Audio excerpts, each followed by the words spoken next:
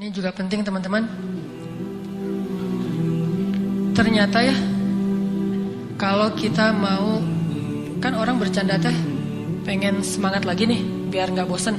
Bercanda mah untuk menghilangkan sedih, bercanda mah untuk menghilangkan stres, bercanda supaya dapat energi baru kan.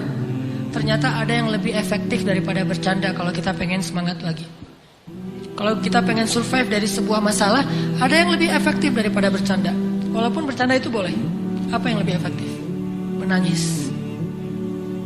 Menangis itu, menitikkan air mata itu lebih powerful daripada tertawa. Cuman kita sering memilih tertawa daripada menangis. Sama kayak orang lebih senang minum kopi, walaupun minum kopi itu boleh, daripada minum air putih.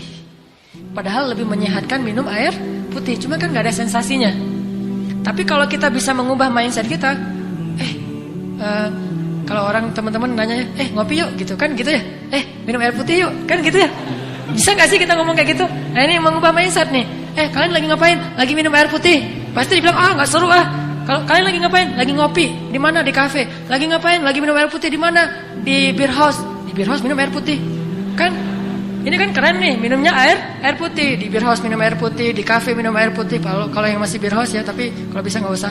Terus di tempat apa dimanapun lagi, hari ini belum minum air putih gitu. Bukan hari ini belum ngeteh, belum ngopi. Pagi-pagi dihidangin kopi sama istri kita. Mah, papa mah sekarang udah nggak minum kopi. Papa mah malamnya menangis, siangnya minum air putih kan gitu ya.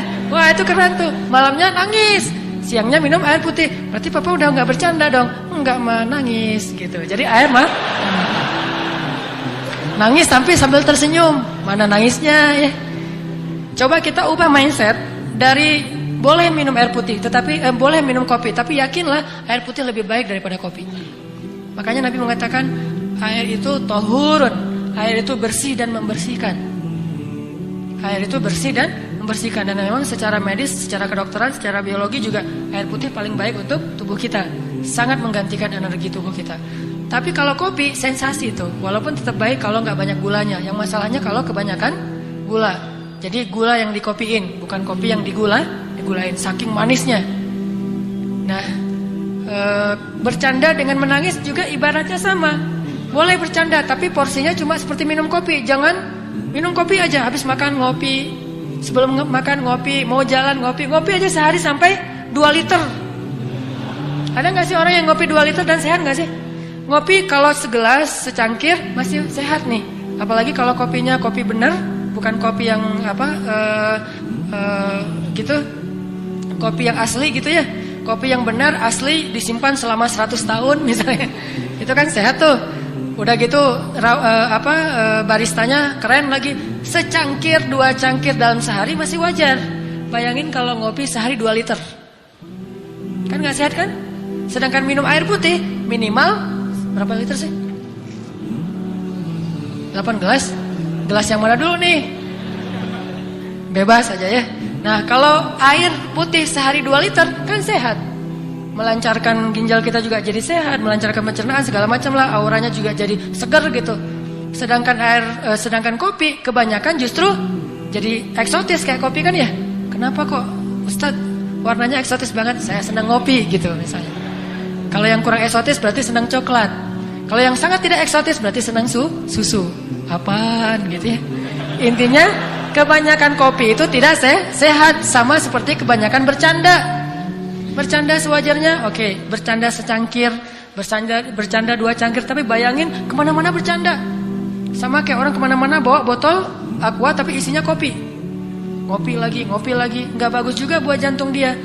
Makanya sewajarnya perbanyaklah menangis. Karena menangis itu air mata kita menggugurkan dosa dan membersihkan hati yang kotor.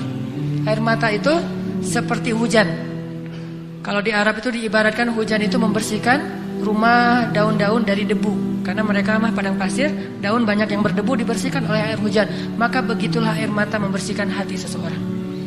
Coba nanti bayangin bedanya kesan habis ketawa sama habis nangis. Habis ketawa seru tapi capek. Ketawa, aduh capek juga ya ketawa ya. Capek kan? Tapi kalau menangis insya Allah gak akan capek. Kalau nangisnya karena dosa-dosa, nangisnya karena ingat Allah, nangisnya karena ingat akhirat, itu gak akan capek. Justru habis nangis semangat tuh. Beda banget kesannya habis nangis sama habis ketawa. Makanya ketawanya jangan kebanyakan. Nabi mengatakan, kalau kalian melihat apa yang aku lihat, kalian akan sedikit tertawa. Boleh ketawa tapi sedikit, dan banyak menangis. Makanya kalau teman-teman belajar, saya juga lagi belajar nih, lagi galau, nangis. Gak apa-apa, nangisnya tapi bukan karena masalah itu. Karena ya Allah, ingat dosa-dosa, ingat akhirat. Baca ayat-ayat tentang la uqsimu biyaumil qiyamah wa la uqsimu bin nafsil lawamah. Kita baca ayat itu, kita renungin, nanti saya pada hari itu gimana ya nasib saya. Coba bayangin nasib kita ketika bangkit dari kubur, kita jadi apa tuh? Ketika bisa menangis, berarti mata kita termasuk mata yang diberkahi. Justru salah satu di antara bukti seseorang itu jauh dari Allah, dia matanya menjadi beku, tidak pernah bisa menangis.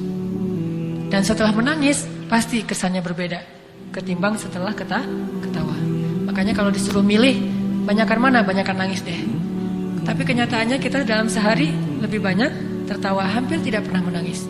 Tunggu nangis kalau udah banyak masalah banget baru nangis.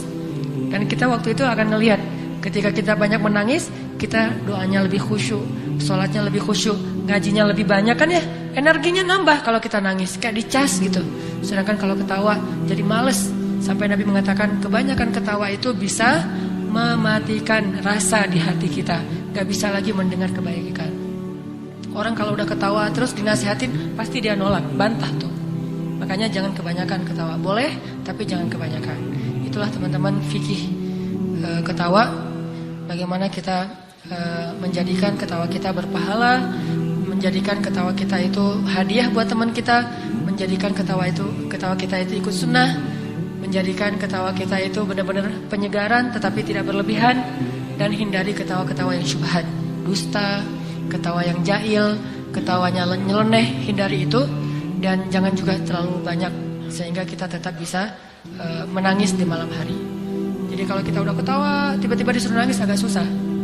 Saya kurang bisa ya langsung membalikkan kondisi dari habis ketawa nangis, susah. Kecuali ketawa, nangis, kenapa ketawa kok nangis? Mati lampu. Lagi film, lagi bola gitu seru, tiba-tiba mati lampu kan nangis ya. Karena mau gol gak jadi gara-gara bukan gak jadi gol, gak jadi ngelihat gara-gara mati lampu. Itu mungkin bisa, tapi bukan nangis karena Allah. Tangisi dosa-dosa, maka bergugurlah dosa itu. Tapi kalau kita mentertawakan dosa, maka bertambah dosa kita. Tangisi kesia-siaan hidup kita, karena ketawa juga bisa membuat hidup kita banyak sia-sia. Jangan banyak ketawa, tapi boleh banyaklah menangis.